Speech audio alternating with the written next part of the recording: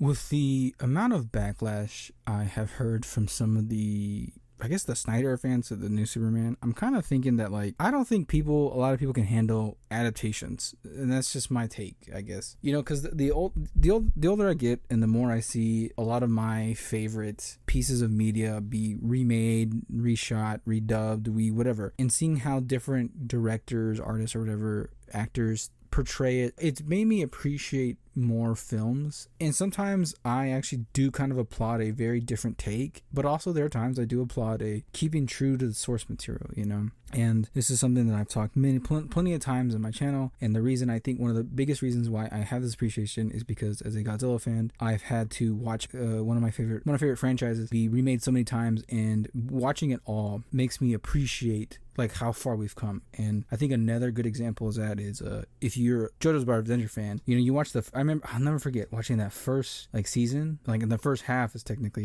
you see the first Jonathan and fighting vampires and stuff, and then the second part is like, who's this new character? I hate him, and you feel that about like every character up until like maybe about part 4. You're like, you know what, I'm kind of, let's see what this Giovanna does, right? It gives you appreciation for continuing the story, changing it up. And I same with the Godzilla, we're like, okay, you have this era where like it was goofy, you had this era where it was a bit darker, you had this era where it was like edgy, you had this era where like we're trying to just make it more modern, more realistic, right? And that's something that I've come to appreciate, and especially after I just watched all the Superman films, and I saw like the first 4, which were kind of like very comic book, a little bit goofy, and then eventually getting to more serious adaptations like Man of Steel and stuff like that. And this one seems like I'm assuming James Gunn's a person who probably does like to stick with source material. And yeah, as long as the director has a respect for the sources and a respect for just films and together, I think it'll be good. And it's really weird because like there are things that people say are bad now, but